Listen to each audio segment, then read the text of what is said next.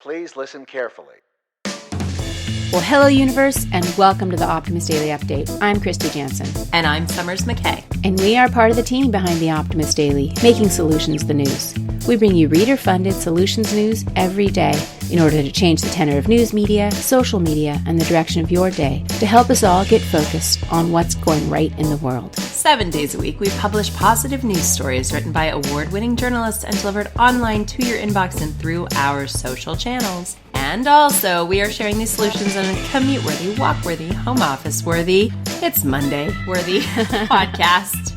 Today is Monday, the 21st of February, 2022. Wow. Hi. Hi, Summers. So yes, our love and romance and intimacy week is over. And now we're back to just the normal stuff. Just normal solutions, no more romance, it's all done. Although, I will admit, my husband, even though gift giving is not my love language, it is his, he kept delivering things to me last week while he was traveling for work. And so I still have chocolate that he and I are going to have together later today.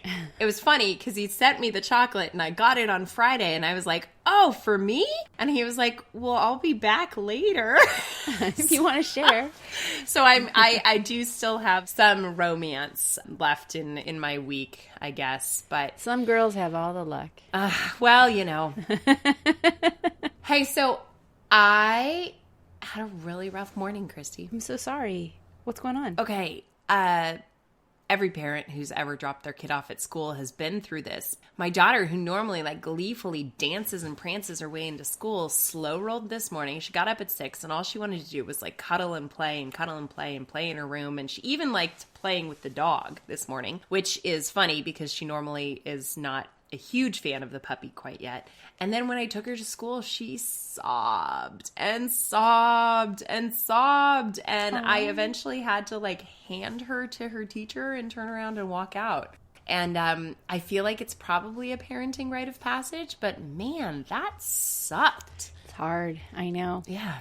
She must be going through a transition. Oh, how the brain works and how we grow and learn things is wow. It's amazing to watch. And there are certain days that are really good days, but I need some inspiration to get I'm out of sorts. I need to get into sorts. Well, I think you should start with your headline this morning because I think it speaks to your experience possibly. I think so. Okay. And also it does make us smile. Yeah. All right. So the headline that I picked goes into brains and wild creatures, which are two of my favorite topics. And also self-compassion. Exactly. And self-compassion. So the headline reads, "Stop being so hard on yourself. Monkeys choke under pressure too." Oh, monkeys. All right. Well, we've all been there. Stepped up to do an important presentation or phone call, and the words come bumbling out of our mouths in the wrong order, or sometimes not at all. I'm sure you can sit here and think about a time when you choked. Well, it turns out that choking under pressure actually may be built in our DNA. The aim of the research from researchers at Georgia State University was to look to see if other species felt the same pressure to perform well as humans do. There are several different explanations why humans might choke or thrive under pressure, but all these explanations have traditionally considered the sensitivity to pressure to be a human-specific trait, quoted the study's lead author, Meg Sosnowski. Hey, I think I didn't even butcher her name. Christy, do you have a moment in your life where you remember choking under pressure and just not pulling it off? Well, there was the first time I ever gave a public presentation was a paper when I was in graduate school at a conference, a professional conference, and I forgot to breathe, which made me nearly faint. So I was able to get through the presentation, but by the time I sat down, the room was starting to go white. It was really awful. I have no idea what I sounded like because I was literally about to collapse. And that has put me off speaking in public very much ever since then. Oh my goodness. All right. Well, don't be so hard on yourself now. I know. Because it turns out not only that experience of choking under pressure, but remembering that you choked under pressure and then choking again is built into your DNA. So the way that they investigated this, the monkeys were given computerized tasks with different levels of difficulty. And when they got a question correct, it resulted in a reward.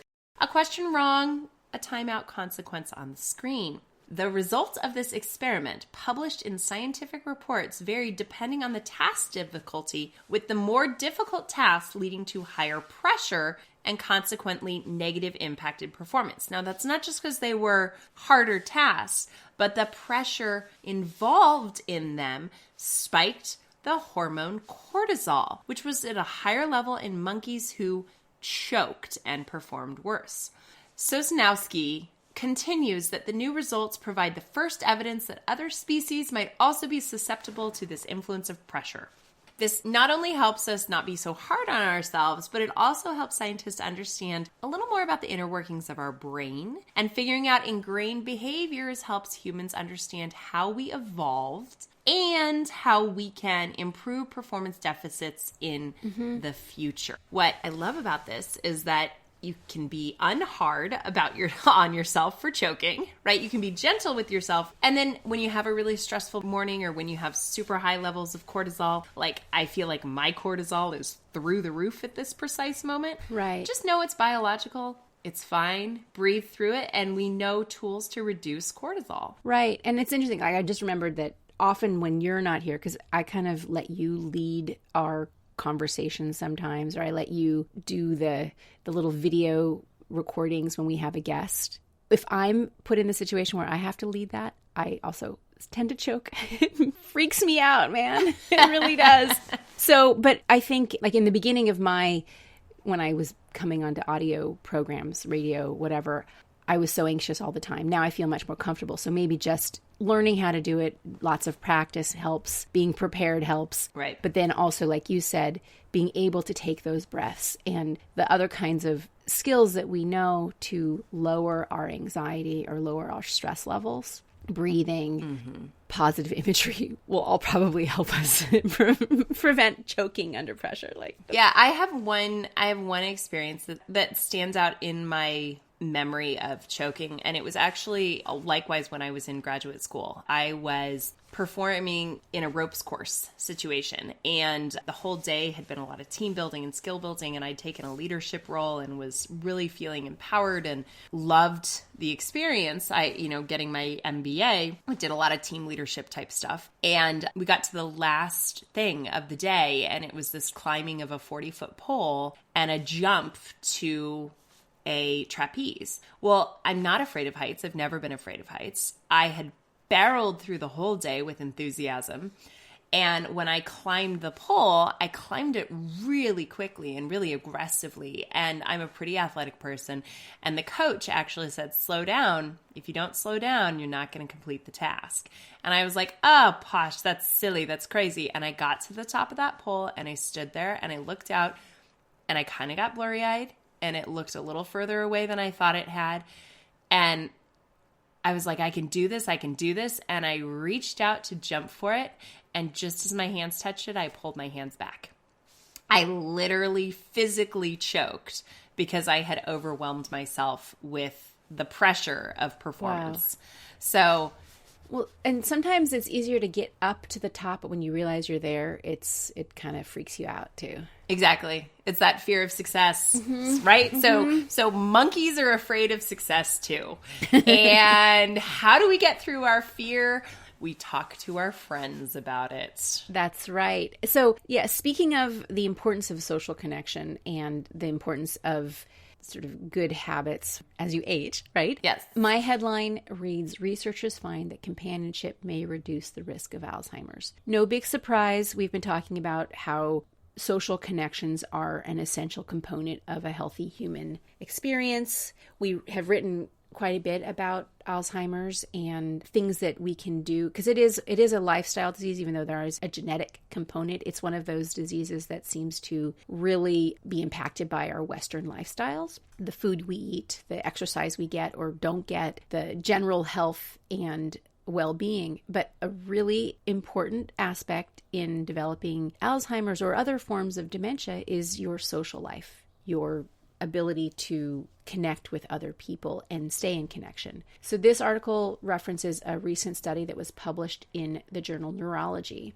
And they researched individuals who were at a low risk of developing dementia, but also experienced loneliness on multiple days a week. A genetic low risk, but also a situational. Right. So they didn't have any of the markers, but they had a situational risk. And they were talking to them, tracking them, and they were more than 3 times likely to develop dementia than those with the same basic background, but who did not experience loneliness. So, and these were self-reported loneliness reports. So it may not be a definitive study in terms of there's definitely a cause and effect, because it could be that those who are already starting to feel a bit of disorientation because their brains are slowing down have less ability to have those connections with other people. So it may be that the dementia is driving the loneliness and not the loneliness driving the dementia, but there's definitely a strong correlation. Yeah, the causation is not totally understood. Right,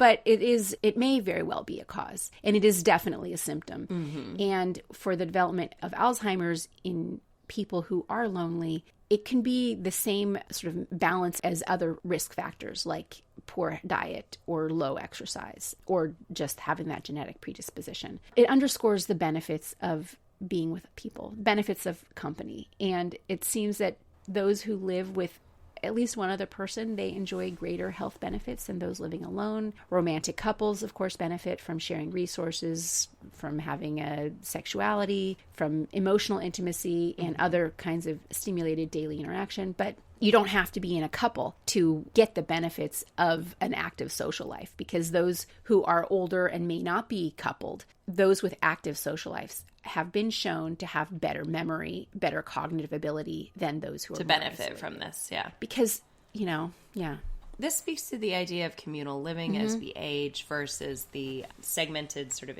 populations that exist in sort of the nuclear family. Absolutely. But I think especially if you have multi-generational households. Yes. I mean, warehousing older people in senior living settings, while that's efficient because you can take care of, you have staff. I feel like that's actually, it may be better, but it may not be. Right. Well, it's certainly better than being alone. Definitely better than being alone. And for those people who that is what they have to do, they have to do it. It's just kind of like having a child in daycare. Sometimes you don't have a choice, but the multi-generational households we know without question are good for everybody in the and other countries and cultures have done that really beautifully. Yeah. I think this is very fascinating. It is a remind you to call the old people in your life and tell them you love them. And if you're a senior, don't hesitate to reach out. Make sure you have an active social life. Right. And part of it also maybe just having other people can spur other more healthy activities like taking a walk or exercising, eating regularly. That's something that if you're alone, sometimes it's hard to sit down for a meal because it feels a little... That just underscores the loneliness. Yeah. Sadly, my mom's going through a little bit of a transition, and it's very painful to watch. And her boyfriend is diagnosed with Alzheimer's. It's something that a lot of people in this country and in this world have experienced. And so it's something I care about a lot. Yeah. It's very poignant for you right now, personally. Exactly. Yeah. So that's why I wanted to talk about it. We're getting deep into Christy and my personal feelings on the world today. Because maybe not that bad. The world is tough. It's tough. We're humans, right? We may seem like superwomen here on the Optimist Daily Update with our solutions-focused mindset, but we're humans too. And as humans, sometimes we feel bored at work. So we have a headline here today that reads, "Feeling bored at work? Here's what you should try." Workers in this country will be given the option to work only 4 days a week. The writers keep giving us those stories, Christy. I know. Is that a hint, Summers, do you think? I think we've got to figure out how everyone can have a 3-day weekend. There is a new type of an ashy star that has been discovered. What else do we have, Christy? Well, there's recruiters top 3 tips for finding your next dream job. A lot of job transition work stories today. A UK man has a plan to reduce glass waste, something that I haven't thought about for a while. I've been transitioning to glass as much as I can over plastic, but I guess waste is still waste, and we got to figure that out. Yep. And finally, all we need is change. Serge Chevalier makes skiing more sustainable in this warming climate when the snow that all the Olympics are on is all manufactured. You got to think about what's going to happen for winter sports. Have you had time to watch any of the Olympics? Very, very little. Yeah. I don't have linear broadcast TV easily accessible anymore. Like, I don't even know how to find the NBC app on my smart screen, so I just haven't watched any. I mean, I've been checking in with the headlines in the morning news, but I haven't watched it. I watched some luge or some skeleton with my husband a few days of last week, That's a good one, right? I don't know these crazy people go down an icy ramp at 80 miles an hour head first. Whoever thought of that as a good idea, I really can't imagine. But anyway, it seems like they have a good time. Yeah. All right. Well, hey, everybody, thank you for listening to today's Optimist Daily Update. We promise to continue to share positive solution-based stories with ideas on how you can participate in this changing world and ensure it is changed for the good. If you want to be part of changing it for good, please share the Optimist Daily Update on your social media channels. Tell people you listen to us. Get us more listeners, get us more readers, and give us 5-star reviews wherever you listen to podcasts. That, plus becoming an emissary on theoptimistdaily.com, will help our organization grow. Let's keep the Optimist Daily free for all who need it, supported by those of us who can. Thanks, everybody. We'll be back tomorrow with more solutions. Bye!